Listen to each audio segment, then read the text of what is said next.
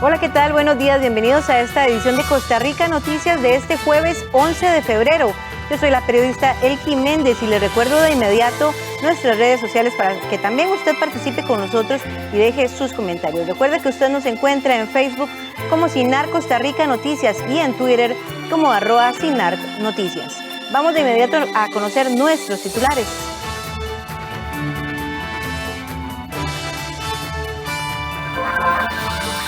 La creación de la Unidad Presidencial de Análisis de Datos UPAD que tuvo el presidente de la República rindiendo cuentas ante los diputados generó desde un decreto derogado hasta un allanamiento en Casa Presidencial. Deuda de los centros educativos privados con la Caja Costarricense de Seguro Social creció en un 120% en comparación con el año anterior. 31 patronos deben a la Caja poco más de 701 millones de colones. La Fiscalía de Delitos Económicos investiga a la Caja Costarricense de Seguro Social por presunta defraudación fiscal aduanera. Esperanza de supervivencia de las 34 personas bloqueadas en un túnel disminuía hora a hora este miércoles. La creación de la Unidad Presidencial de Análisis de Datos, UPAD, que tuvo el presidente de la República rindiendo cuentas ante los diputados, generó desde un decreto derogado hasta un allanamiento en Casa Presidencial.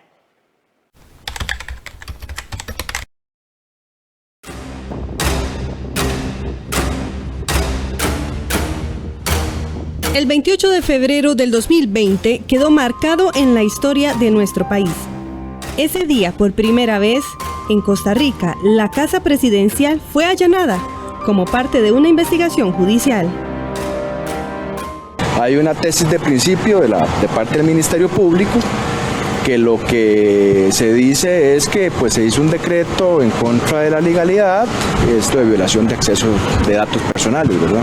Nos encontramos de puertas abiertas a todos los requerimientos judiciales por parte de la fiscal general y de los miembros de la fiscalía que se encuentran acá en Casa Presidencial el día de hoy. Por casi 15 horas la atención estuvo centrada en la sede principal del gobierno, mientras los equipos investigadores encabezados por la fiscal Emilia Navas decomisaron los celulares, computadoras y otros equipos electrónicos de las personas investigadas por presunto prevaricato, abuso de autoridad y violación de datos personales, entre los que destacaron el presidente de la República, Carlos Alvarado, el entonces ministro de la Presidencia, Víctor Morales, y 3 asesores que conformaron la UPAD, Diego Fernández, Alejandro Madrigal y Andrés Villalobos. A ellos se les atribuye el delito de prevaricato regulado en el artículo 357 del Código Penal. De acuerdo a este numeral, el prevaricato consiste en que un funcionario o funcionaria pública, judicial o administrativo competente para dictar resoluciones dicte una resolución contraria a la ley y que se fundamente en hechos falsos. Pero, ¿qué generó este hecho sin precedentes que hoy tiene al presidente Carlos Alvarado en la mira no solo del Poder Judicial, sino también del Poder Legislativo? En el 2018, el gobierno de Carlos Alvarado creó un equipo para analizar datos en la Casa Presidencial llamado UPAD, Unidad Presidencial de Análisis de Datos. En un inicio, el Ejecutivo indicó que se creó con la finalidad de tomar decisiones que se pudieran convertir en políticas públicas. Sin embargo, la misma se desmanteló posteriormente, cuando se dio a conocer que tuvo acceso a datos sensibles de la población. En octubre del 2019, el mandatario firmó un decreto ejecutivo que pretendía incorporar a la UPAD en el organigrama del Ministerio de la Presidencia. Meses más tarde, el 17 de febrero del 2020, el diario oficial La Gaceta publicó el decreto 41.996 MP Mideplan, en el que se estableció que se brindaría acceso a la UPAD a información de carácter confidencial. Ese mismo decreto fue derogado por Alvarado el 21 de febrero, es decir, tan solo 4 días después de su oficialización en La Gaceta. La Ley de Protección de la Persona frente al tratamiento de datos personales delimita 3 tipos de datos: los datos personales de acceso irrestrictos, datos personales de acceso restringido y los datos sensibles. El principal problema que se presenta con UPAD tiene que ver con la centralización de los datos. Más allá de que sean confidenciales o no, es que es peligroso que se centralice la información, porque esto puede ser utilizado para perfilar a los ciudadanos, puede ser utilizado en contra de estos, en contra de la democracia, con fines electorales. Este decreto para la creación de la UPAD también encendió las alertas en la Asamblea Legislativa, donde se instaló la comisión especial que investigaría la creación de esta unidad presidencial. La UPAD significó de alguna manera el punto más fuerte, el punto más, la fisura más grande que ha tenido este gobierno en términos de lo que podría llamarse de alguna forma, digamos, algún nivel de corrupción o por lo menos de tráfico de información no debida. Que nadie está por encima de la ley en el ejercicio del cargo o posteriormente a ejercerlo. Y creo que las averiguaciones que por un lado hace la Asamblea Legislativa en términos del control político y el Ministerio Público en términos judiciales son propias de una democracia sólida en la que se tiene que no solo esclarecer los hechos, sino sentar las responsabilidades si efectivamente hubo abusos de poder o transgresiones legales. La comisión, que empezó sus labores en marzo del 2020, recibió en audiencia a Víctor Morales, los asesores encargados de la UPAD, el ministro de Seguridad Michael Soto, una representación del Colegio de Abogados, y a la defensora de los habitantes Catalina Crespo, quien pese a reconocer que una parte del audio de su reunión con el presidente Alvarado por este caso se extravió, en la investigación de la Defensoría se comprobó que la unidad presidencial sí tuvo acceso a datos confidenciales de la población. El resultado más importante que se dio es que la Defensoría pudo ver, así como conforme en el expediente, que sí se tuvo acceso a datos sensibles. Hay un párrafo dirigido a la necesidad de hacer política pública fundada en datos, en ciencia de datos, que una vez que se asume la administración, se integra en presidencia un equipo técnico orientado a ejecutar una política pública. Actualmente el caso de la UPAD sigue en investigación en el ámbito judicial, que el pasado mes de enero abrió los aparatos electrónicos del presidente Carlos Alvarado para analizar los archivos vinculados con la UPAD. Pese a todo esto, la defensa del mandatario insiste en que no se cometió ningún acto ilegal. Cualquier persona está sometida a una investigación. Esas son parte de las reglas del funcionamiento de una democracia y el señor presidente se ha sometido a esa investigación y ha colaborado con esa investigación. Estamos plenamente convencidos de que no se cometió ningún delito. Hoy el presidente de la República se presenta ante los diputados de la Comisión Investigadora de la UPAD, siendo su participación la última audiencia que atenderán los legisladores antes de emitir su informe final, que será trasladado al plenario legislativo. Los comedores escolares tienen 3 panoramas para la entrega de alimentos para el nuevo curso lectivo, según el protocolo emitido por el MEP. La primera alternativa es continuar hasta la 4ª semana de febrero con la entrega de paquetes escolares, por lo menos hasta tener claro la cantidad de estudiantes y horarios de asistencia al centro educativo. Los comedores escolares aún no están operando, por lo menos de forma oficial. La logística es compleja y se estima empiecen a dar servicio de comida, si es que están las condiciones, hasta la 4ª semana de febrero, cuando ya hayan ingresado todos los estudiantes a las clases presenciales. Saber los horarios de cada uno y la cantidad de estudiantes que asistirán al centro educativo es clave para saber qué cantidad de alimentos darán el centro educativo ya preparados. Mientras tanto, las escuelas deberán de continuar con la entrega de los paquetes de alimentos para llevar y preparar en casa. Una circular emitida por el Ministerio de Educación el pasado 5 de febrero plantea 3 escenarios posibles para dar el servicio de comedores estudiantiles. El primero de ellos es continuar con la entrega de paquetes de alimentos para la 3ª y 4ª semana de febrero, tal y como se realizó el año anterior. El segundo panorama es aquellos comedores que sí estarían dando un tiempo de alimentación a los estudiantes presentes y complementen la alimentación con un paquete ajustado para los días que estudiarán con las guías de trabajo en casa, que será entregado una vez al mes, ajustándose al contenido presupuestario de cada junta de educación. El centro educativo decide que durante la tercera y cuarta semana de febrero, y hablo de la tercera y cuarta porque la primera es apenas se están acomodando, ¿verdad? Están definiendo cosas, entonces es muy difícil que den alimentación. Si durante la tercera y cuarta semana de febrero ellos deciden que le van a dar un tiempo de alimentación a ese estudiante, de igual forma, a final de mes, tienen que darle un paquete de alimentos, obviamente en función de la cantidad de alimentos que esté recibiendo en el centro educativo. ¿A qué me refiero con eso? Que no puede recibir el mismo paquete, en términos de tamaño, porque tiene que ajustarse a lo que ya se invirtió dándoles alimentación a ellos en el centro educativo. Entonces es lo que hablamos de un paquete ajustado.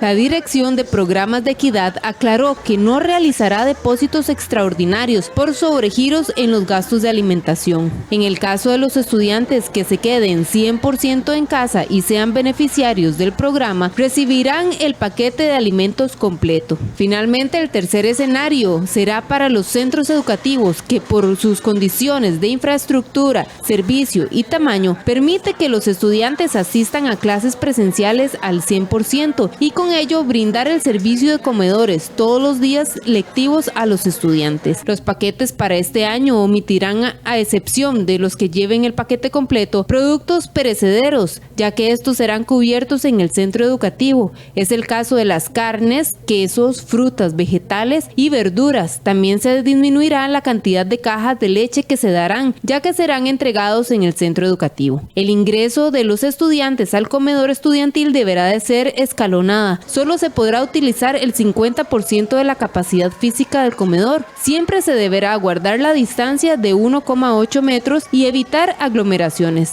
Además, se prohíbe compartir alimentos o utensilios. Se debe limitar al mínimo el uso de celulares y la mascarilla se podrá quitar hasta el momento en el que se ingieran los alimentos. La deuda de los centros educativos privados con la Caja Costarricense de Seguro Social creció en un 120% en comparación con el año anterior. 31 patronos deben a la Caja poco más de 701 millones de colones.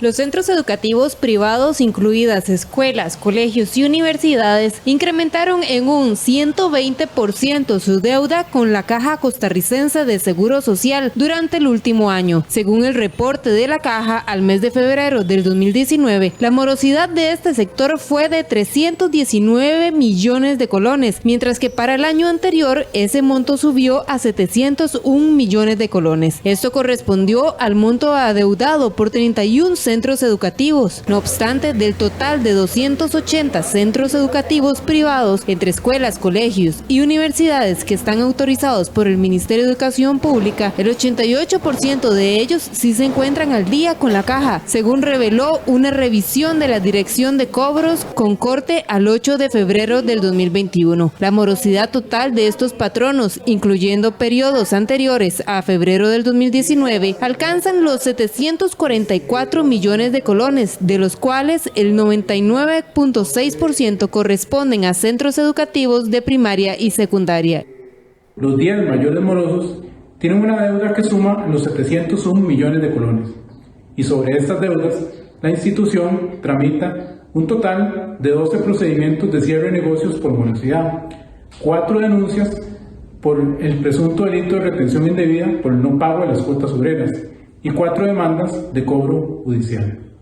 Al 31 de enero del 2021 se registraron 16.386 patronos activos ante la Caja Costarricense del Seguro Social, quienes adeudan a la institución 89.752 millones de colones, estos sin intereses. La lista de los 12 centros educativos puede visitarla en nuestro sitio web www.costarricamedios.com.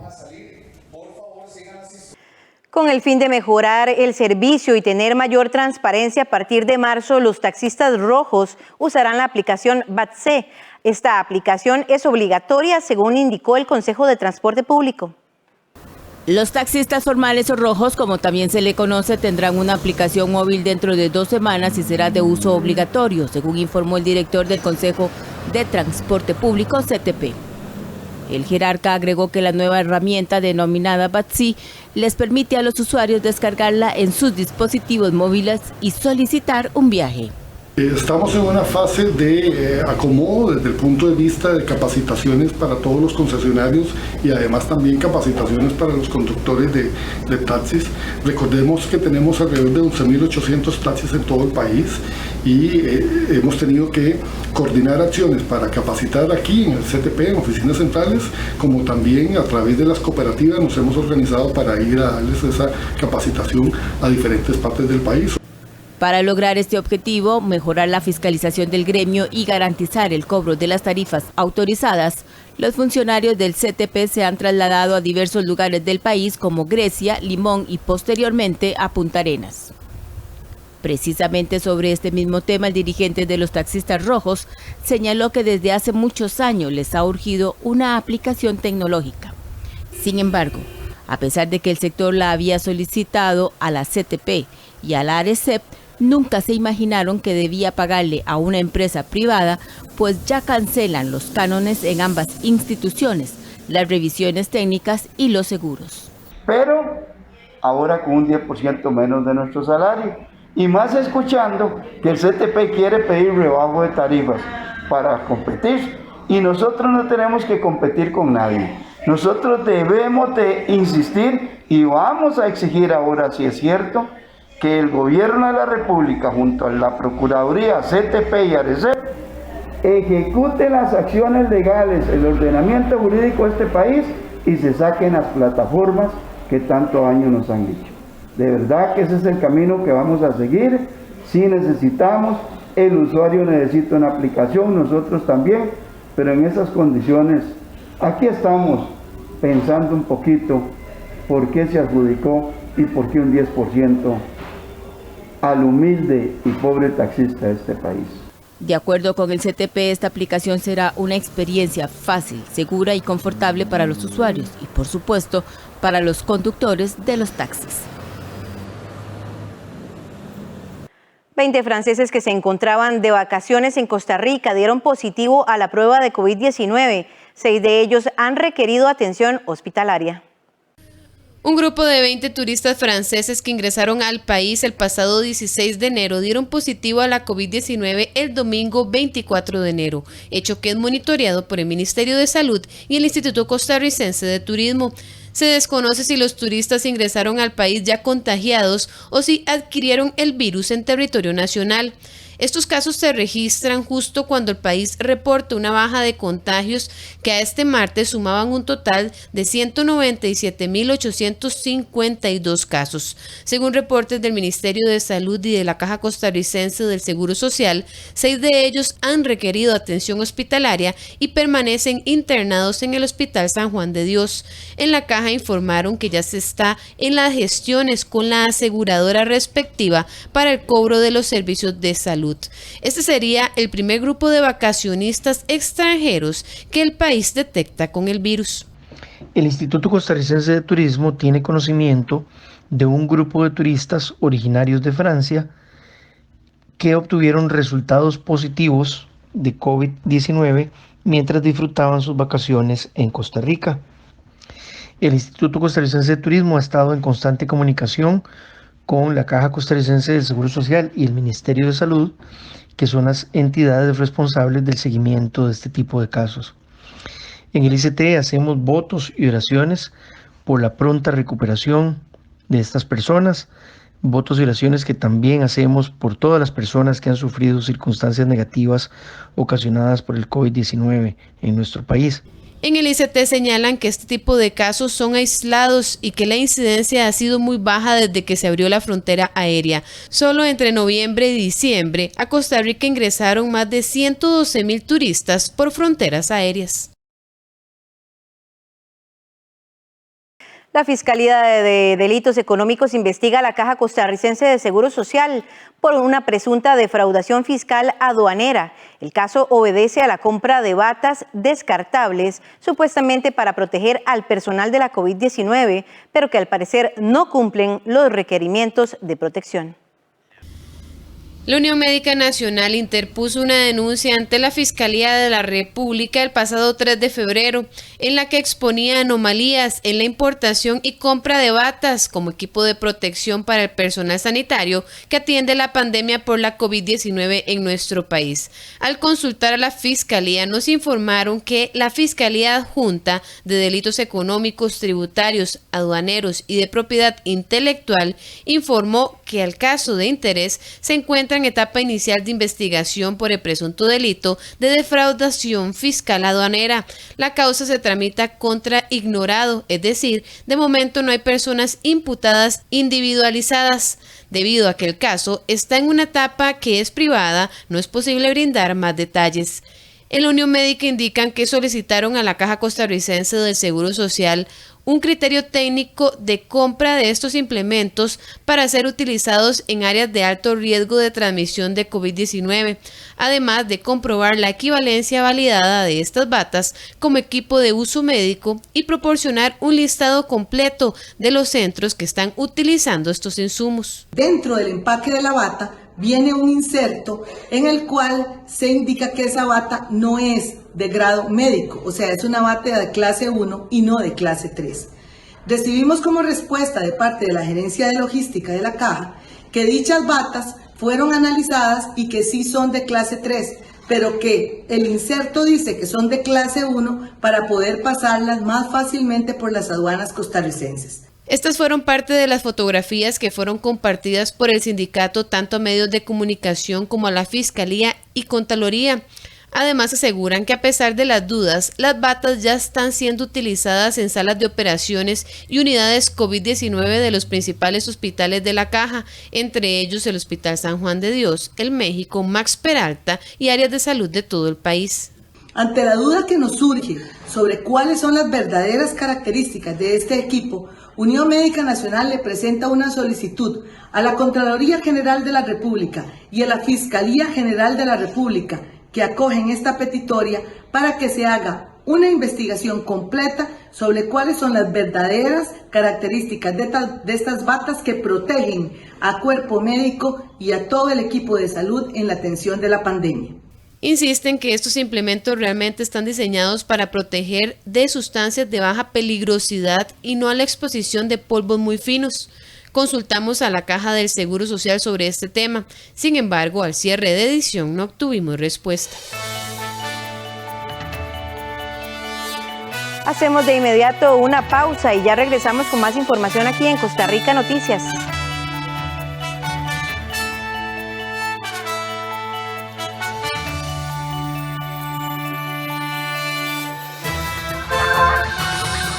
Esperanza de supervivencia de las 34 personas bloqueadas en un túnel disminuía hora a hora este miércoles. Estás muy pensativo. Sí, pensando en mis deudas.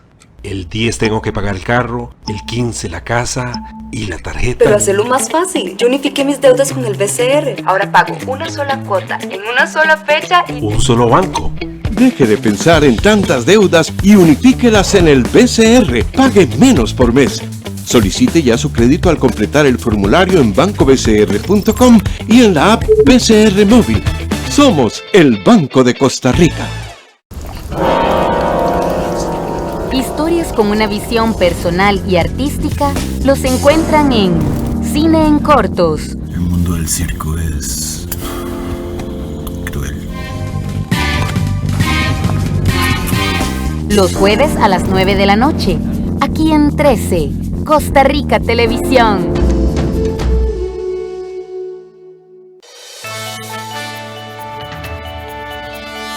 Continuamos con este repaso de Costa Rica Noticias y de inmediato vamos a conocer nuestras informaciones deportivas. Saprissa se desplazará este jueves a San Isidro del General con la intención de salir del hueco anímico de donde se hundió tras los dos últimos clásicos. Enfrente tendrá a otro rival necesitado como lo es Pérez Celedón, que también hace sus primeras apariciones con su nuevo entrenador Timonel. Roy Meyers tendrá una prueba complicada en su regreso al banquillo morado luego de 11 años de ausencia.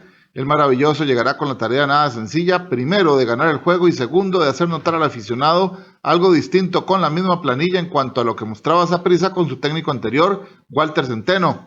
Enfrente tendrá a los otrora Guerreros del Sur, equipo que también está con urgencia y necesitado de puntos, dada su posición en la tabla, y además de la carta nueva del banco, Paulo César Wanchope, quien sin duda no querrá ser cama morada. El Saprissa siempre se ha caracterizado por jugar bien, por intentar jugar bien y sobre todo por ganar. Entonces ese es el Saprissa que seguramente veremos, porque todos los técnicos que me han antecedido siempre intentaron eso, ¿verdad? Porque es histórico y eso trataremos de hacer.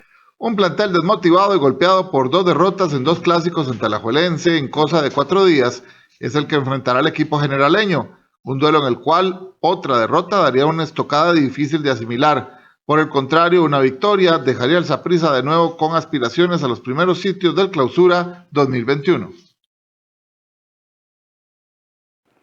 Y este jueves Pérez Celedón jugará con la presión de salir del sótano y contra una racha negativa de más de 3 años cuando enfrenta a Saprissa, lo que se convierte en una dura prueba para su nuevo técnico, Paulo César Wanchope.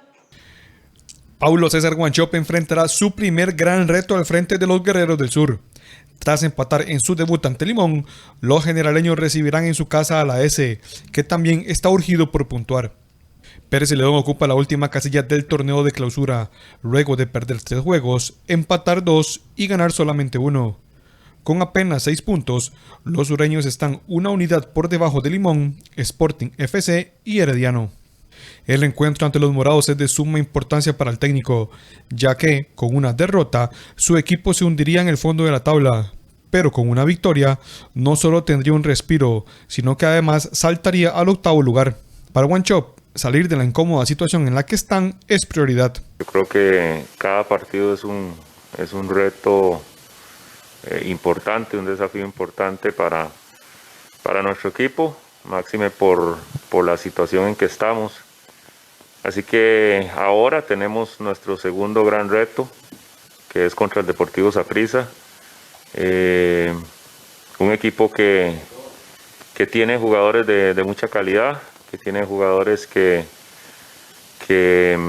pueden y saben salir de los momentos complicados. Frente a Saprissa, el timonel deberá jugar contra 2 estadísticas negativas.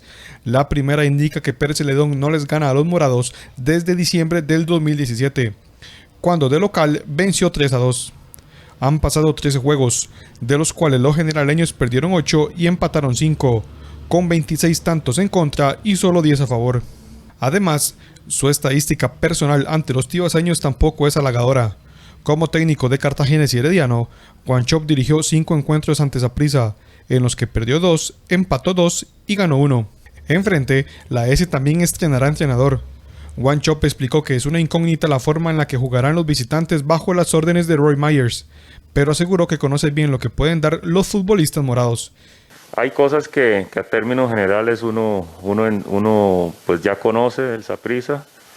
Pues sí, ya veremos, tendremos que esperar cuál es el planteamiento táctico, el sistema que utilizará Roy, pero a términos generales tenemos ya pues mucha información y todos conocemos lo que hace cada jugador del Deportivo Saprissa. Pérez Celedón tendrá una seguidilla de partidos en casa. Luego de enfrentar a Saprissa este jueves a las 8 de la noche, recibirá a Guadalupe y San Carlos.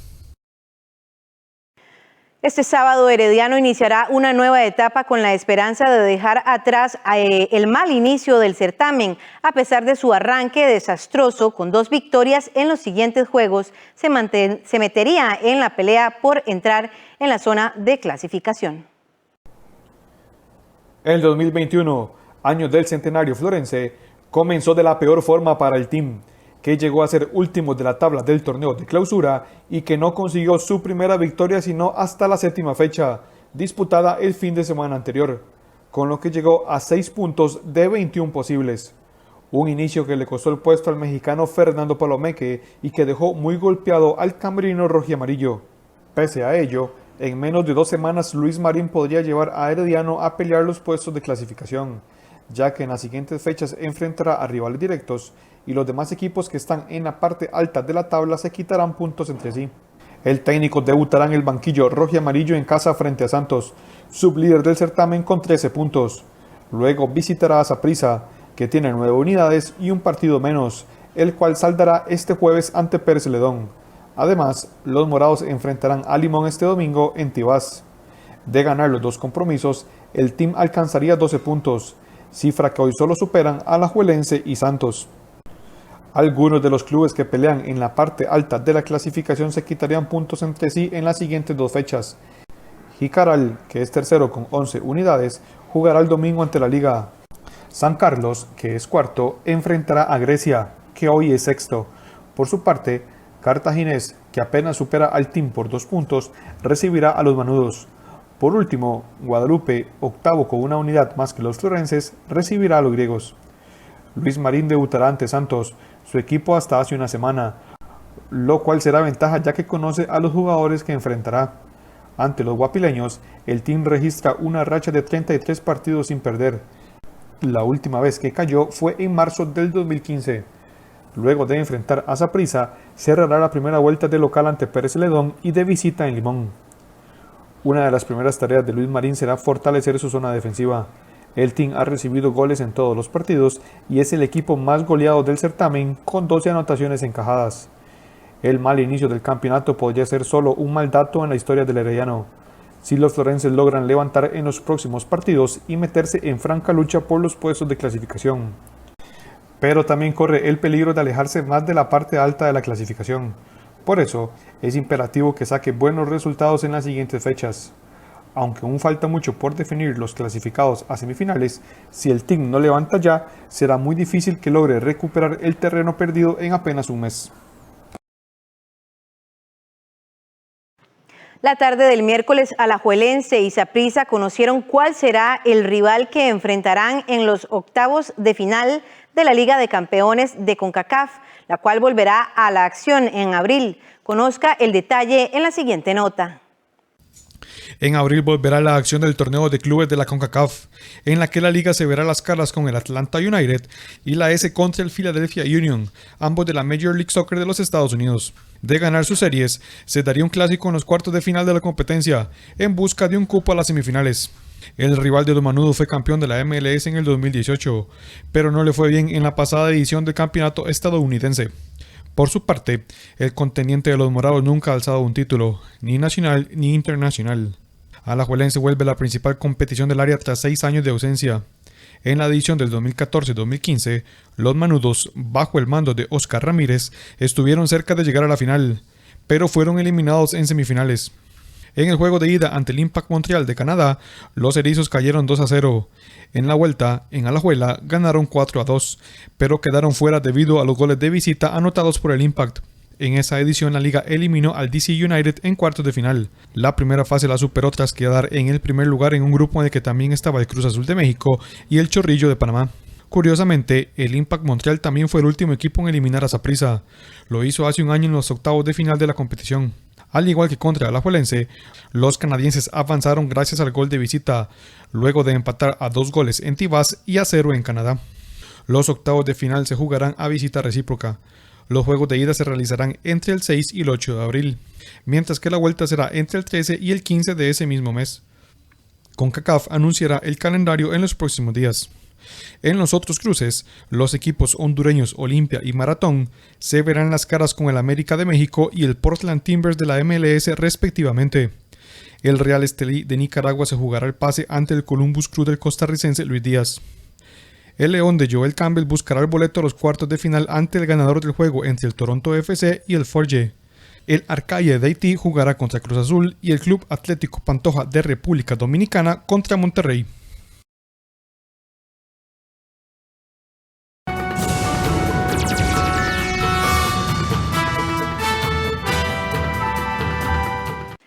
Y nos vamos de inmediato al campo internacional. La esperanza de supervivencia de las 34 personas bloqueadas en un túnel disminuía hora a hora este miércoles, 3 días después de la devastadora crecida de un río provocada por la rotura de un glaciar en el Himalaya, en el norte de India. Las esperanzas se desvanecen. Los socorristas redoblaban sus esfuerzos el miércoles para rescatar a 34 personas bloqueadas en un túnel cerca de una central hidroeléctrica dañada en el norte de India, 3 días después de la devastadora crecida de un río provocada por la rotura de un glaciar en el Himalaya. Hay una pequeña cavidad dentro del túnel que es el único lugar seguro al que la gente puede ir. Y tengo muchas esperanzas de que los trabajadores estén allí, porque delante de ese espacio seguro hay un cruce y nadie puede sobrevivir allí. Personal médico con tubos de oxígeno, camillas y equipos de atención de emergencia esperaba frente al túnel para entrar en acción junto a los familiares que aguardaban angustiados. Queremos que los rescatistas traigan más maquinaria para que podamos avanzar a un ritmo más rápido y poder llegar a los atrapados lo antes posible.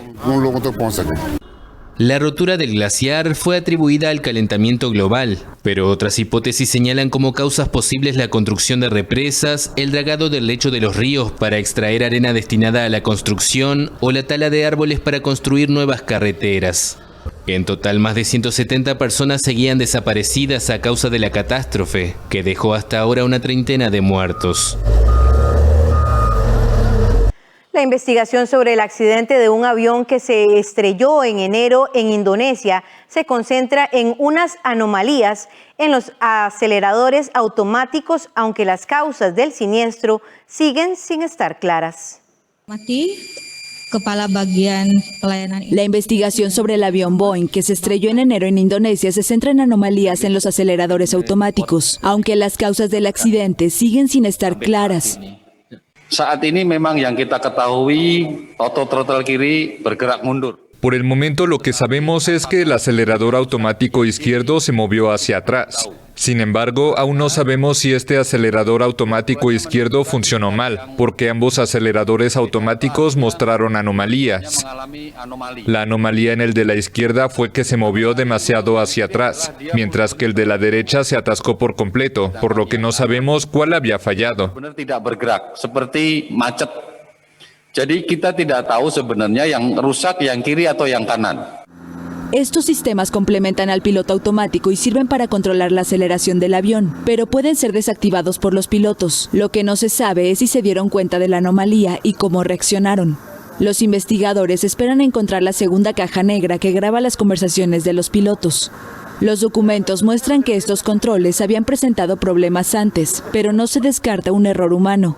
Aunque la tripulación no emitió ninguna señal de alerta ni comunicó ningún problema técnico antes del accidente, y el aparato estaba probablemente intacto cuando se sumergió en el mar. El Boeing 737-500 de la aerolínea Sriwijaya Air se estrelló el 9 de enero, 5 minutos después de despegar de Yakarta. Cayó de una altura de 3.000 metros en menos de un minuto, antes de desaparecer en el mar de Java con 62 personas a bordo. Ninguna sobrevivió. El avión siniestrado tenía 26 años y había sido usado por las compañías estadounidenses Continental Airlines y United Airlines. Rafael Correa es rotundo, aunque sienta como suya la victoria electoral de Andrés Arauz. El exmandatario socialista niega que sea su títere o su boleto de regreso a Ecuador. Un hombre de confianza, pero no un títere. El expresidente de Ecuador, Rafael Correa, siente como suya la victoria electoral de Andrés Arauz en la primera vuelta, pero niega que el joven economista que disputará el balotaje del 11 de abril esté bajo su control. Cuando no tienen de qué acusar a alguien, tienen que insultarlo, ¿no? Ya es un argumento ad hominem, no pueden refutar los argumentos, la idea, tienen que atacar a las personas, pero es canallesco, ¿no? Porque se trata de un hombre joven, entonces por ser joven, ¿cómo subestima la juventud? Es títere, ¿no? El segundo lugar para el balotaje se lo disputan voto a voto el ex banquero de derecha Guillermo Lasso y el líder indígena Yacu Pérez, a quien Correa se niega a llamar izquierdista. Candidato de recontra derecha. Mire cómo apoyó el golpe de Estado contra Evo Morales, felicitó a Áñez. Por si acaso, el apoyo de la embajada, nosotros tenemos reporte de inteligencia, que crearon ese muñeco llamado Yacu Pérez precisamente para quitarnos votación. Pero Yacu Pérez no es de izquierda, por favor, ni siquiera indígena. Todo mimético, ¿no? Es un gran montaje, Yacu Pérez. El exmandatario impulsó la exitosa campaña de Arauz desde Bélgica, donde se radicó apenas dejó el poder. Desde entonces comenzó lo que considera una persecución política por parte del gobierno de Lenín Moreno, su ex aliado y ex vicepresidente. Condenado en ausencia por corrupción, con una pena de 8 años que no se ha hecho efectiva, Correa niega que una victoria de su pupilo se convierta en su boleto de regreso inmediato a Ecuador. La victoria electoral no soluciona los problemas jurídicos. Yo me despierto cada día para ver qué nuevos juicios me han puesto. Llevo 39. Ni Al Capone, ni Al Chapo Guzmán, ni Pinochet juntos han tenido tantos juicios. Con respecto a la nueva relación de Ecuador con el Fondo Monetario Internacional, del que su gobierno se alejó, el expresidente dijo que volvió el sometimiento. Y sobre Estados Unidos, con quien su delfín ha dicho que quiere tener una excelente relación, dijo que hay una diferencia abismal entre Joe Biden y Donald Trump, pero que no espera que cambie mucho la política exterior hacia América Latina. Diciendo que el presidente lo ha llamado para pedirle que se cuente. Volvemos a una pausa comercial y ya regresamos con más información aquí en Costa Rica Noticias. No se vaya.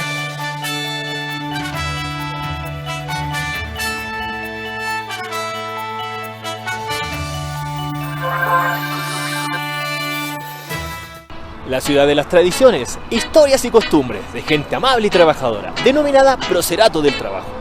Yo pensé que era una de las ciudades de paso, pero me equivoqué. Esto es San Gabriel. Sus calles, colores, olores y comidas, y todo lo que te ofrece una diferente cultura, son cosas que ninguna imagen te lo podrá mostrar si no lo vives tú mismo. La Ruta de Enrique, los sábados a las 12 mediodía, solo en 13, Costa Rica Televisión. Para jugar a inventar el mundo de una flor, somos dos, la eternidad es hoy. Hola, ¿cómo están? Soy José Mata y quiero hacerles una invitación muy especial, que celebremos juntos el Día del Amor y la Amistad, aquí en su casa, El Cinar. Ya saben, tenemos una cita este 14 de febrero. Sin temor.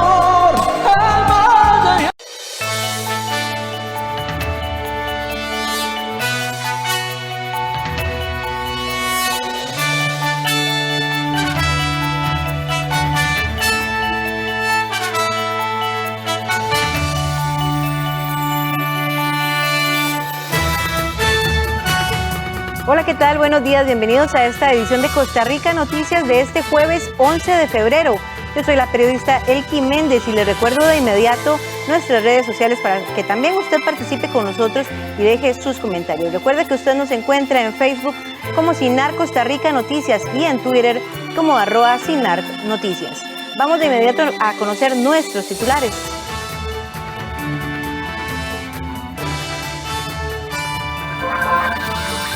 La creación de la Unidad Presidencial de Análisis de Datos UPAD que tuvo el presidente de la República rindiendo cuentas ante los diputados generó desde un decreto derogado hasta un allanamiento en Casa Presidencial.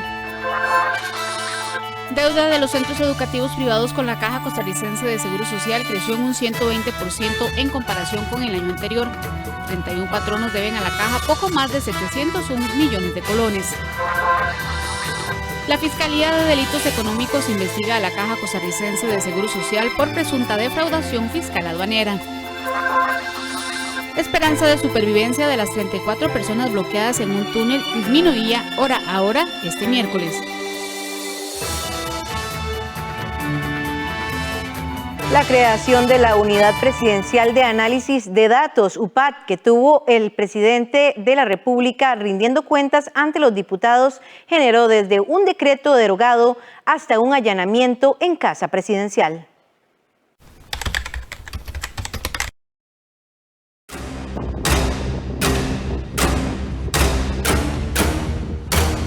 El 28 de febrero del 2020 quedó marcado en la historia de nuestro país. Ese día, por primera vez, en Costa Rica, la Casa Presidencial fue allanada como parte de una investigación judicial. Hay una tesis de principio de parte del Ministerio Público que lo que se dice es que pues, se hizo un decreto en contra de la legalidad, esto de violación de acceso de datos personales, ¿verdad? Nos encontramos de puertas abiertas a todos los requerimientos judiciales por parte de la fiscal general y de los miembros de la fiscalía que se encuentran acá en Casa Presidencial el día de hoy. Por casi 15 horas la atención estuvo centrada en la sede principal del gobierno, mientras los equipos investigadores encabezados por la fiscal Emilia Navas decomisaron los celulares, computadoras y otros equipos electrónicos de las personas investigadas por presunto prevaricato, abuso de autoridad y violación de datos personales, entre los que destacaron el presidente de la República, Carlos Alvarado, el entonces ministro de la Presidencia, Víctor Morales, y 3 asesores que conformaron la UPAD, Diego Fernández, Alejandro Madrigal y Andrés Villalobos. A ellos se les atribuye el delito de prevaricato regulado en el artículo 357 del Código Penal. De acuerdo a este numeral, el prevaricato consiste en que un funcionario o funcionaria pública, judicial o administrativo competente para dictar resoluciones dicte una resolución contraria a la ley y que se fundamente en hechos falsos. Pero, ¿qué generó este hecho sin precedentes que hoy tiene al presidente Carlos Alvarado en la mira no solo del Poder Judicial, sino también del Poder Legislativo? En el 2018, el gobierno de Carlos Alvarado creó un equipo para analizar datos en la Casa Presidencial llamado UPAD, Unidad Presidencial de Análisis de Datos. En un inicio, el Ejecutivo indicó que se creó con la finalidad de tomar decisiones que se pudieran convertir en políticas públicas. Sin embargo, la misma se desmanteló posteriormente, cuando se dio a conocer que tuvo acceso a datos sensibles de la población. En octubre del 2019, el mandatario firmó un decreto ejecutivo que pretendía incorporar a la UPAD en el organigrama del Ministerio de la Presidencia. Meses más tarde, el 17 de febrero del 2020, el diario oficial La Gaceta publicó el decreto 41.996 MP Mideplan, en el que se estableció que se brindaría acceso a la UPAD a información de carácter confidencial. Ese mismo decreto fue derogado por Alvarado el 21 de febrero, es decir, tan solo 4 días después de su oficialización en la Gaceta. La Ley de Protección de la Persona frente al tratamiento de datos personales delimita 3 tipos de datos: los datos personales de acceso irrestrictos, datos personales de acceso restringido y los datos sensibles. El principal problema que se presenta con UPAD tiene que ver con la centralización de los datos. Más allá de que sean confidenciales o no, es que es peligroso que se centralice la información, porque esto puede ser utilizado para perfilar a los ciudadanos, puede ser utilizado en contra de estos, en contra de la democracia, con fines electorales. Este decreto para la creación de la UPAD también encendió las alertas en la Asamblea Legislativa, donde se instaló la comisión especial que investigaría la creación de esta unidad presidencial. La UPAD significó de alguna manera el punto más fuerte, el punto más, la fisura más grande que ha tenido este gobierno en términos de lo que podría llamarse de alguna forma, digamos, algún nivel de corrupción o por lo menos de tráfico de información no debida.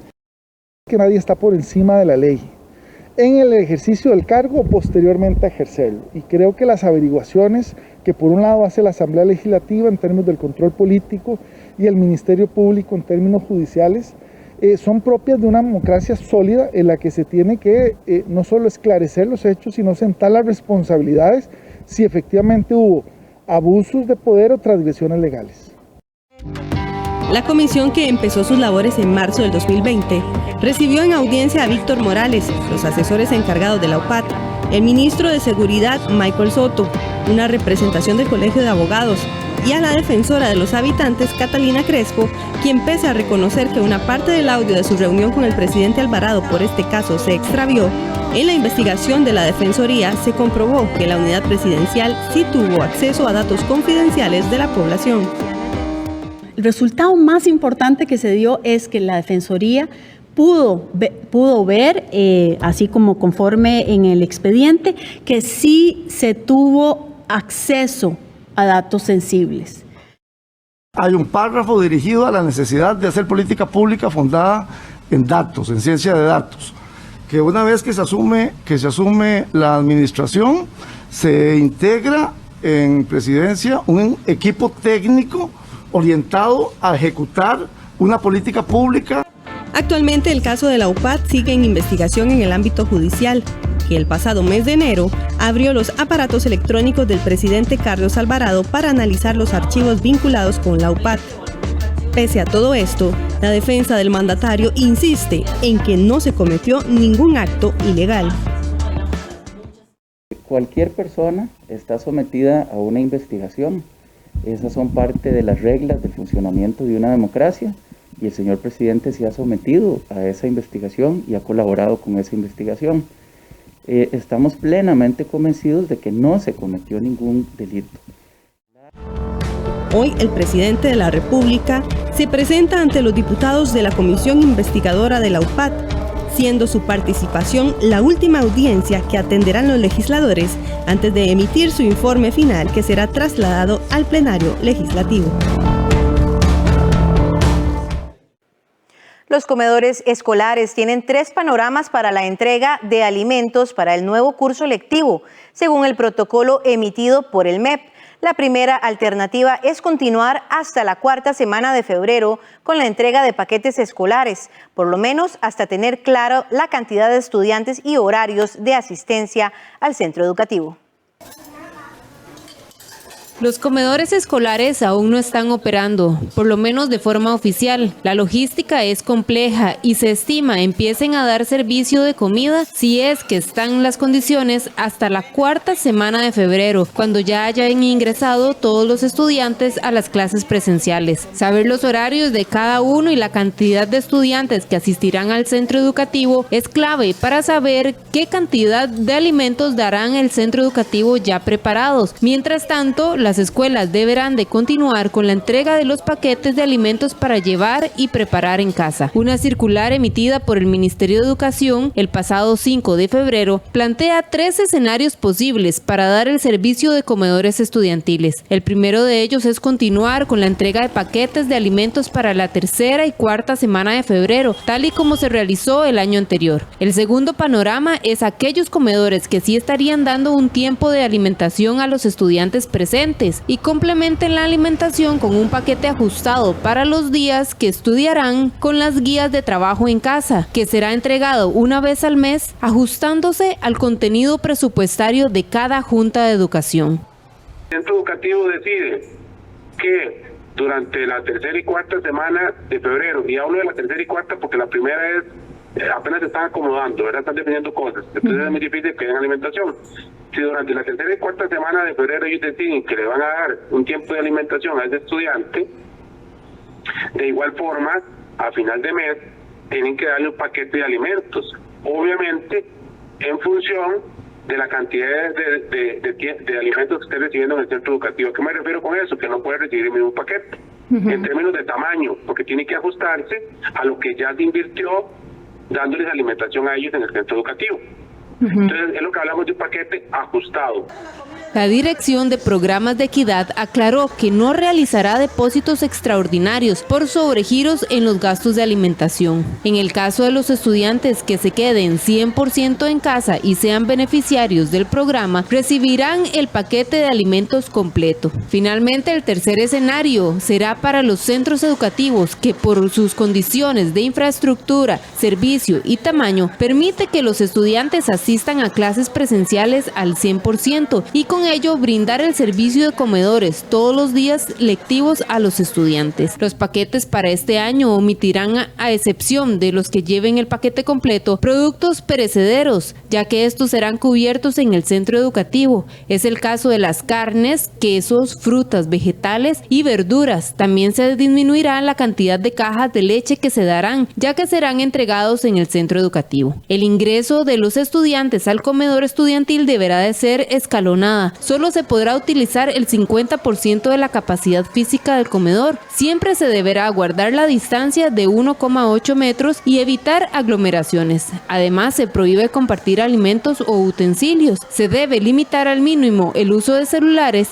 y la mascarilla se podrá quitar hasta el momento en el que se ingieran los alimentos.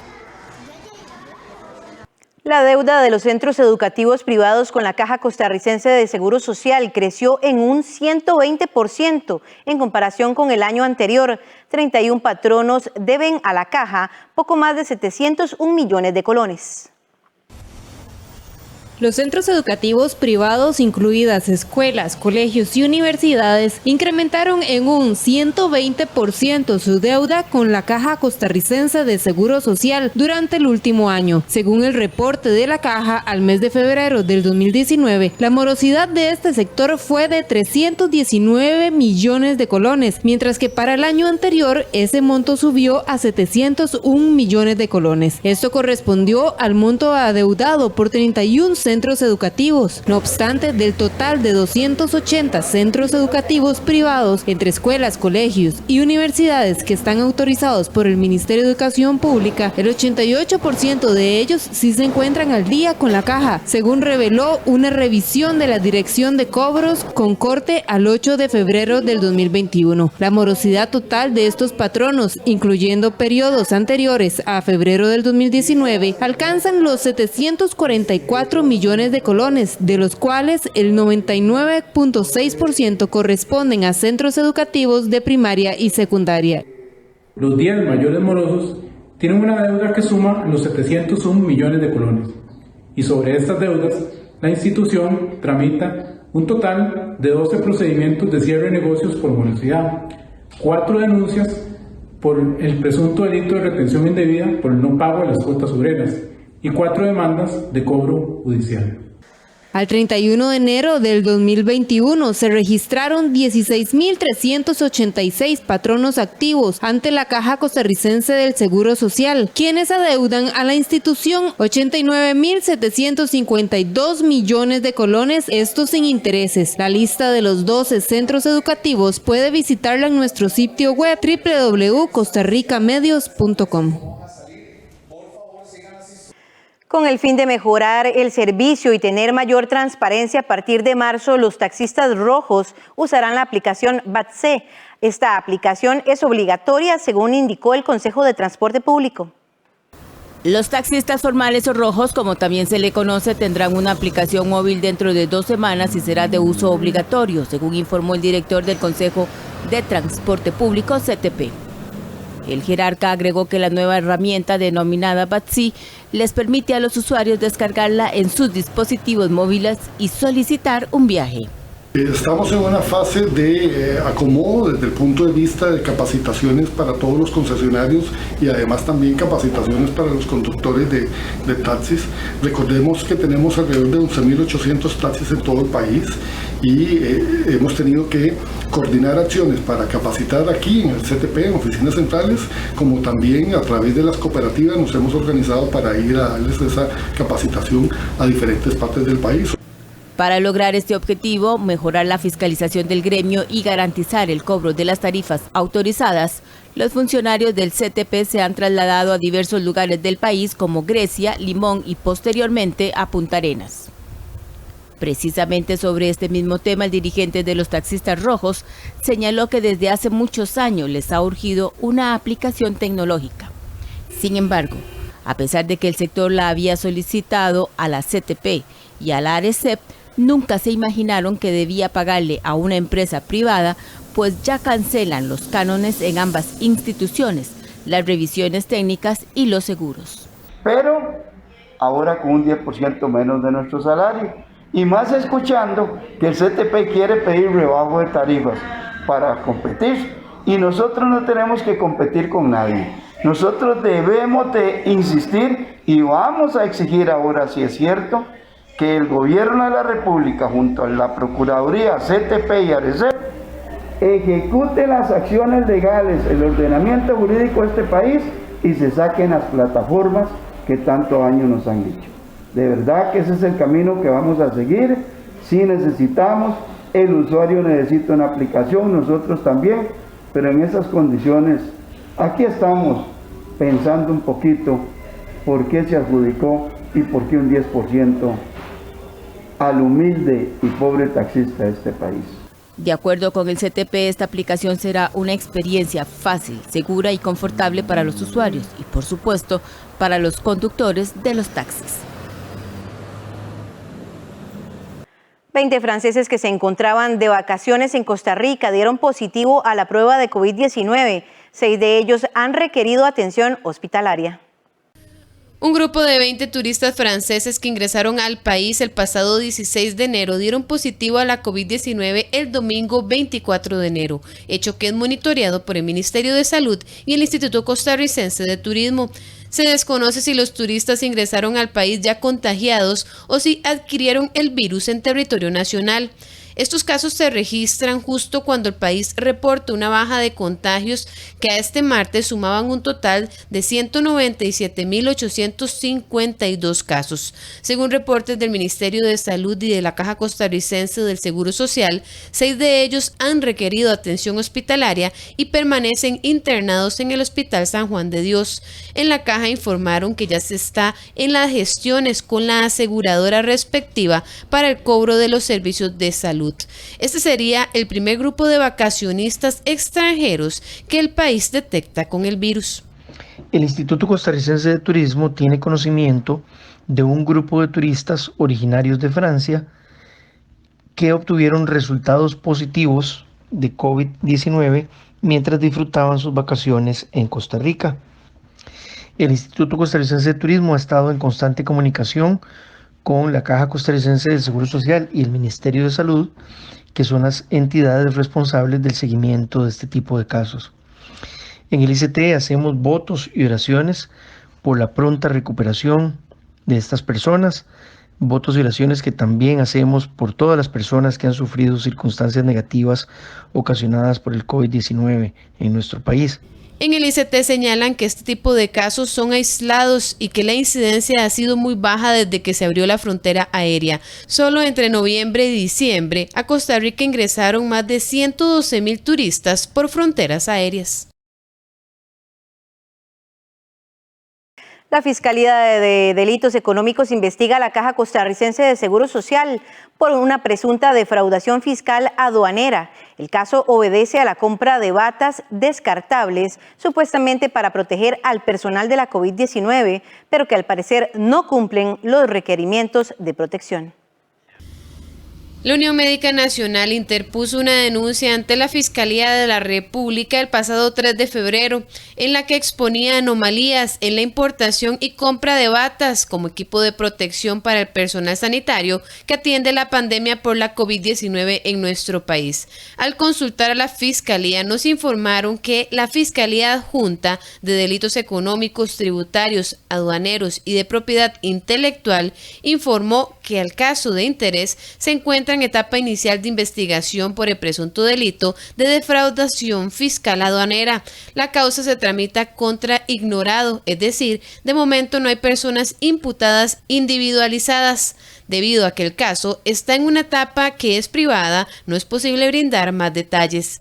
En la Unión Médica indican que solicitaron a la Caja Costarricense del Seguro Social un criterio técnico de compra de estos implementos para ser utilizados en áreas de alto riesgo de transmisión de COVID-19, además de comprobar la equivalencia validada de estas batas como equipo de uso médico y proporcionar un listado completo de los centros que están utilizando estos insumos. Dentro del empaque de la bata viene un inserto en el cual se indica que esa bata no es de grado médico, o sea, es una bata de clase 1 y no de clase 3. Recibimos como respuesta de parte de la Gerencia de Logística de la Caja que dichas batas fueron analizadas y que sí son de clase 3, pero que el inserto dice que son de clase 1 para poder pasarlas más fácilmente por las aduanas costarricenses. Estas fueron parte de las fotografías que fueron compartidas por el sindicato tanto a medios de comunicación como a la Fiscalía y Contraloría. Además aseguran que a pesar de las dudas, las batas ya están siendo utilizadas en salas de operaciones y unidades COVID-19 de los principales hospitales de la Caja, entre ellos el Hospital San Juan de Dios, el México, Max Peralta y áreas de salud de todo el país.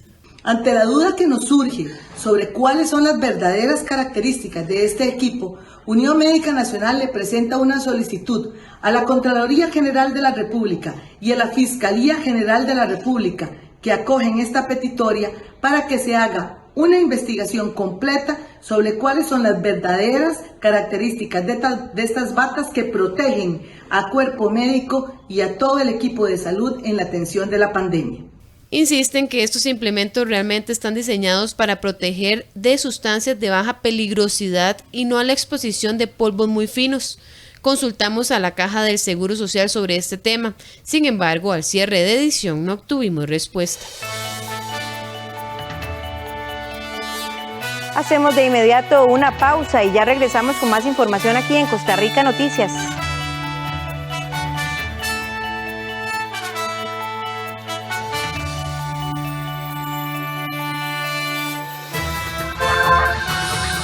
La esperanza de supervivencia de las 34 personas bloqueadas en un túnel disminuía hora a hora este miércoles.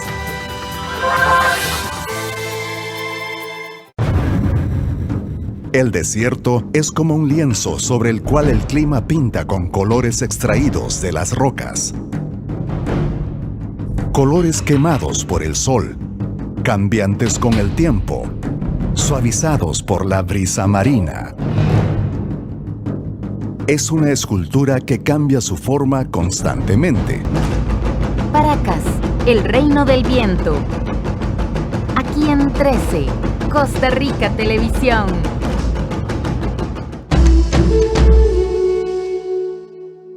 Costa Rica es pura vida.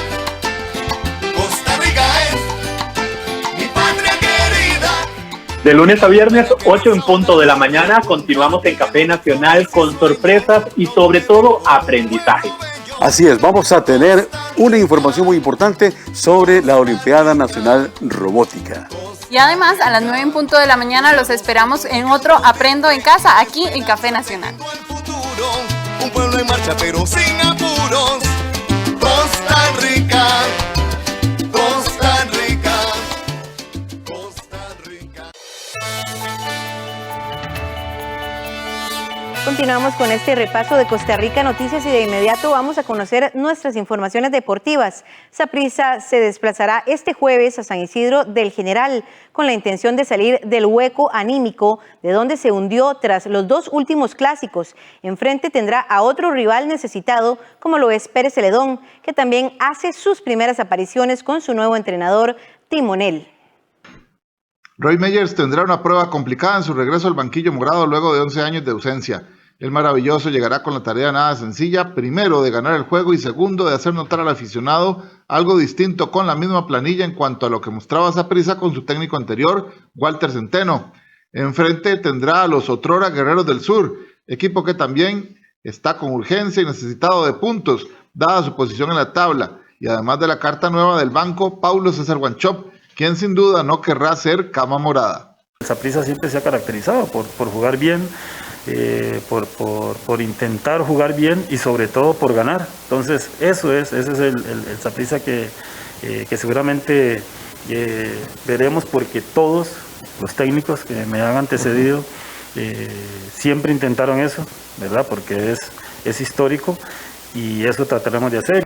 Un plantel desmotivado y golpeado por 2 derrotas en 2 clásicos ante Alajuelense en cosa de 4 días es el que enfrentará al equipo generaleño, un duelo en el cual otra derrota daría una estocada difícil de asimilar. Por el contrario, una victoria dejaría al Saprissa de nuevo con aspiraciones a los primeros sitios del Clausura 2021. Y este jueves Pérez Celedón jugará con la presión de salir del sótano y contra una racha negativa de más de 3 años cuando enfrenta a Saprissa, lo que se convierte en una dura prueba para su nuevo técnico, Paulo César Wanchope. Paulo César Wanchope enfrentará su primer gran reto al frente de los Guerreros del Sur. Tras empatar en su debut ante Limón, los generaleños recibirán en su casa a la S, que también está urgido por puntuar. Pérez Celedón ocupa la última casilla del torneo de clausura, luego de perder 3 juegos, empatar 2 y ganar solamente 1. Con apenas 6 puntos, los sureños están una unidad por debajo de Limón, Sporting FC y Herediano. El encuentro ante los morados es de suma importancia para el técnico, ya que, con una derrota, su equipo se hundiría en el fondo de la tabla, pero con una victoria, no solo tendría un respiro, sino que además saltaría al 8º lugar. Para Wanchope, salir de la incómoda situación en la que están es prioridad. Yo creo que cada partido es un reto importante, un desafío importante para nuestro equipo, máxime por por la situación en que estamos. Así que ahora tenemos nuestro segundo gran reto, que es contra el Deportivo Saprissa, un equipo que tiene jugadores de mucha calidad, que tiene jugadores que pueden y saben salir de los momentos complicados. Frente a Saprissa, el timonel deberá jugar contra dos estadísticas negativas. La primera indica que Pérez Celedón no les gana a los morados desde diciembre del 2017, cuando de local venció 3-2. Han pasado 13 juegos, de los cuales los generaleños perdieron 8 y empataron 5, con 26 tantos en contra y solo 10 a favor. Además, su estadística personal ante los tibaseños tampoco es halagadora. Como técnico de Cartaginés y Herediano, Wanchope dirigió 5 encuentros ante Saprissa, en los que perdió 2, empató 2 y ganó 1. Enfrente, la S también estrenará entrenador. Wanchope explicó que es una incógnita la forma en la que jugarán los visitantes bajo las órdenes de Roy Myers, pero aseguró que conoce bien lo que pueden dar los futbolistas morados. Hay cosas que a términos generales uno pues ya conoce del Saprissa. Pues sí, ya veremos, tendremos que esperar cuál es el planteamiento táctico, el sistema que utilizará Roy, pero a términos generales tenemos ya pues mucha información y todos conocemos lo que hace cada jugador del Deportivo Saprissa. Pérez Celedón tendrá una seguidilla de partidos en casa. Luego de enfrentar a Saprissa este jueves a las 8 de la noche, recibirá a Guadalupe y San Carlos. Este sábado, Herediano iniciará una nueva etapa con la esperanza de dejar atrás el mal inicio del certamen. A pesar de su arranque desastroso, con 2 victorias en los siguientes juegos, se metería en la pelea por entrar en la zona de clasificación. El 2021, año del centenario florense, comenzó de la peor forma para el team, que llegó a ser último de la tabla del torneo de clausura y que no consiguió su primera victoria sino hasta la 7ª fecha, disputada el fin de semana anterior, con lo que llegó a 6 puntos de 21 posibles. Un inicio que le costó el puesto al mexicano Fernando Palomeque y que dejó muy golpeado al camerino rojiamarillo. Pese a ello, en menos de 2 semanas Luis Marín podría llevar a Herediano a pelear los puestos de clasificación, ya que en las siguientes fechas enfrentará a rivales directos y los demás equipos que están en la parte alta de la tabla se quitarán puntos entre sí. El técnico debutará en el banquillo rojiamarillo en casa frente a Santos, sublíder del certamen con 13 puntos. Luego visitará a Saprissa, que tiene 9 unidades y un partido menos, el cual saldará este jueves ante Pérez Celedón. Además, los morados enfrentarán a Limón este domingo en Tibás. De ganar los 2 compromisos, el team alcanzaría 12 puntos, cifra que hoy solo superan a Alajuelense y Santos. Algunos de los clubes que pelean en la parte alta de la clasificación se quitarían puntos entre sí en las siguientes 2 fechas. Jicaral, que es tercero con 11 unidades, jugará el domingo ante la Liga. San Carlos, que es cuarto, enfrentará a Grecia, que hoy es sexto.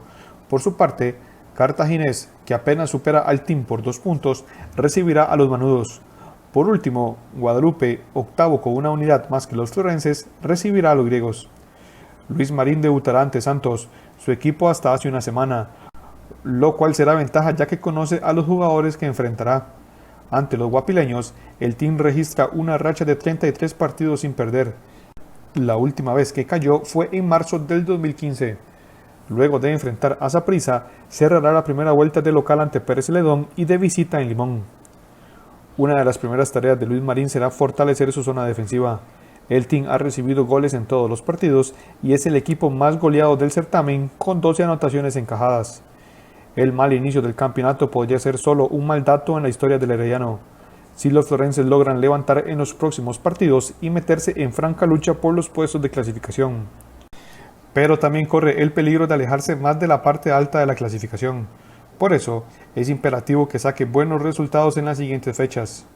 Aunque aún falta mucho por definir los clasificados a semifinales, si el team no levanta ya, será muy difícil que logre recuperar el terreno perdido en apenas un mes. La tarde del miércoles, Alajuelense y Saprissa conocieron cuál será el rival que enfrentarán en los octavos de final de la Liga de Campeones de CONCACAF, la cual volverá a la acción en abril. Conozca el detalle en la siguiente nota. En abril volverá la acción del torneo de clubes de la CONCACAF, en la que la liga se verá las caras con el Atlanta United y la S contra el Philadelphia Union, ambos de la Major League Soccer de los Estados Unidos. De ganar sus series, se daría un clásico en los cuartos de final de la competencia, en busca de un cupo a las semifinales. El rival de los Manudos fue campeón de la MLS en el 2018, pero no le fue bien en la pasada edición del campeonato estadounidense. Por su parte, el contendiente de los Morados nunca ha alzado un título, ni nacional ni internacional. Alajuelense vuelve a la principal competición del área tras 6 años de ausencia. En la edición del 2014-2015, los Manudos, bajo el mando de Oscar Ramírez, estuvieron cerca de llegar a la final, pero fueron eliminados en semifinales. En el juego de ida ante el Impact Montreal de Canadá, los erizos cayeron 2-0. En la vuelta, en Alajuela, ganaron 4-2, pero quedaron fuera debido a los goles de visita anotados por el Impact. En esa edición, la liga eliminó al DC United en cuartos de final. La primera fase la superó tras quedar en el primer lugar en un grupo en el que también estaba el Cruz Azul de México y el Chorrillo de Panamá. Curiosamente, el Impact Montreal también fue el último equipo en eliminar a Saprissa. Lo hizo hace un año en los octavos de final de la competición. Al igual que contra Alajuelense, los canadienses avanzaron gracias al gol de visita, luego de empatar a 2 goles en Tibás y a 0 en Canadá. Los octavos de final se jugarán a visita recíproca. Los juegos de ida se realizarán entre el 6 y el 8 de abril, mientras que la vuelta será entre el 13 y el 15 de ese mismo mes. CONCACAF anunciará el calendario en los próximos días. En los otros cruces, los equipos hondureños Olimpia y Maratón se verán las caras con el América de México y el Portland Timbers de la MLS respectivamente. El Real Estelí de Nicaragua se jugará el pase ante el Columbus Crew del costarricense Luis Díaz. El León de Joel Campbell buscará el boleto a los cuartos de final ante el ganador del juego entre el Toronto FC y el Forge. El Arcaye de Haití jugará contra Cruz Azul y el Club Atlético Pantoja de República Dominicana contra Monterrey.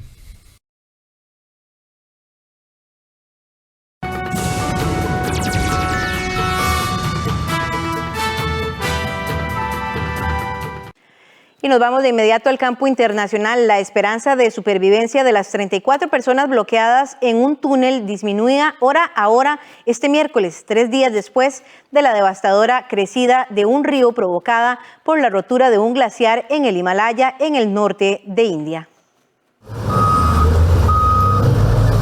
Las esperanzas se desvanecen. Los socorristas redoblaban sus esfuerzos el miércoles para rescatar a 34 personas bloqueadas en un túnel cerca de una central hidroeléctrica dañada en el norte de India, 3 días después de la devastadora crecida de un río provocada por la rotura de un glaciar en el Himalaya. Hay una pequeña cavidad dentro del túnel que es el único lugar seguro al que la gente puede ir. Y tengo muchas esperanzas de que los trabajadores estén allí, porque delante de ese espacio seguro hay un cruce y nadie puede sobrevivir allí. Personal médico con tubos de oxígeno, camillas y equipos de atención de emergencia esperaba frente al túnel para entrar en acción junto a los familiares que aguardaban angustiados. Queremos que los rescatistas traigan más maquinaria para que podamos avanzar a un ritmo más rápido y poder llegar a los atrapados lo antes posible. La rotura del glaciar fue atribuida al calentamiento global, pero otras hipótesis señalan como causas posibles la construcción de represas, el dragado del lecho de los ríos para extraer arena destinada a la construcción o la tala de árboles para construir nuevas carreteras. En total, más de 170 personas seguían desaparecidas a causa de la catástrofe, que dejó hasta ahora una treintena de muertos. La investigación sobre el accidente de un avión que se estrelló en enero en Indonesia se concentra en unas anomalías en los aceleradores automáticos, aunque las causas del siniestro siguen sin estar claras. La investigación sobre el avión Boeing que se estrelló en enero en Indonesia se centra en anomalías en los aceleradores automáticos, aunque las causas del accidente siguen sin estar claras. Saat ini memang yang kita ketahui auto throttle kiri bergerak mundur. Por el momento lo que sabemos es que el acelerador automático izquierdo se movió hacia atrás. Sin embargo, aún no sabemos si este acelerador automático izquierdo funcionó mal, porque ambos aceleradores automáticos mostraron anomalías. La anomalía en el de la izquierda fue que se movió demasiado hacia atrás, mientras que el de la derecha se atascó por completo, por lo que no sabemos cuál había fallado.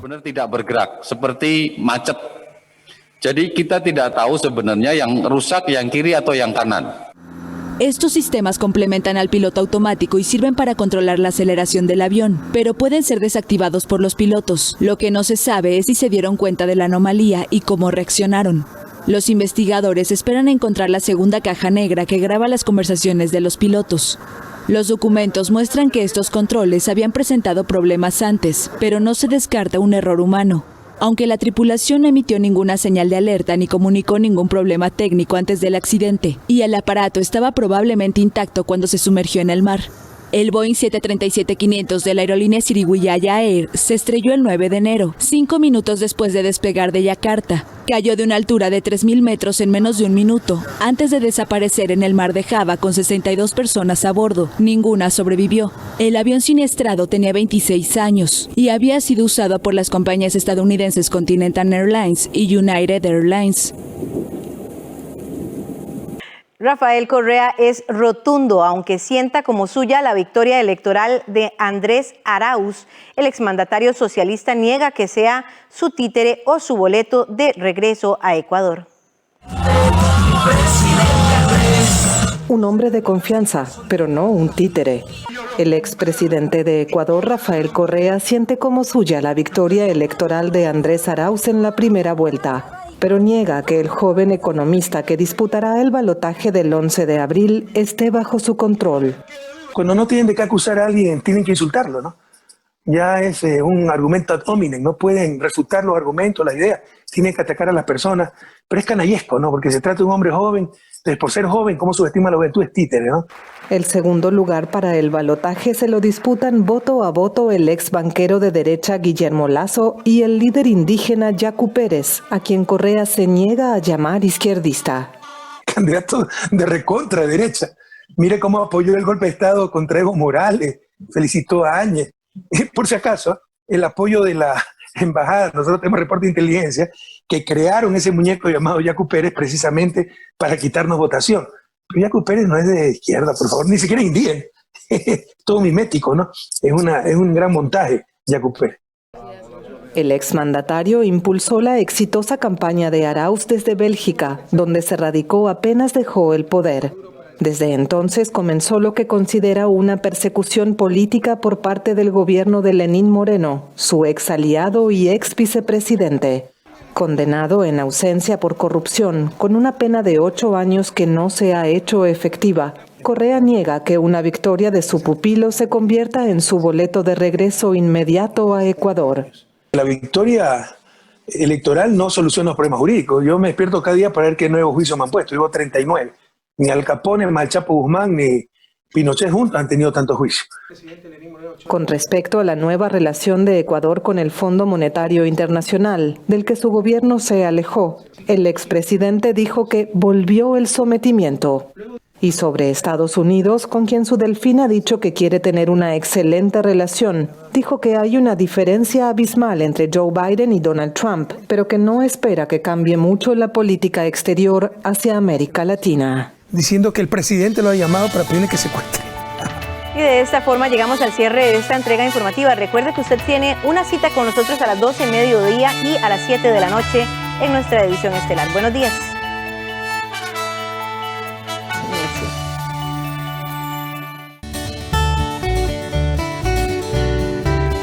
Los lunes, miércoles y viernes aprendemos de pintura al óleo con el inigualable Pedro Cerech. En La magia del color. A las 11 de la mañana. Solo en 13, Costa Rica Televisión. Nos dicen que los animales son el alma de la naturaleza. Esta semana, la extinción de los animales. Pero los animales llevan una historia de tragedia Tenemos entonces una deuda muy importante con los otros seres que nos han acompañado. ¿Por qué crees que algunos animales se extinguen? Algunos porque vamos invadiendo el medio ambiente donde ellos han crecido y se han desarrollado. Código Verde, los domingos a mediodía, aquí en 13, Costa Rica Televisión.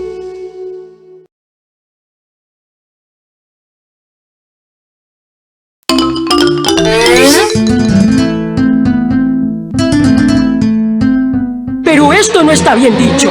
Esto está... ¡dicho en buen chico! Hoy les presentamos la creación de Adán a la tica.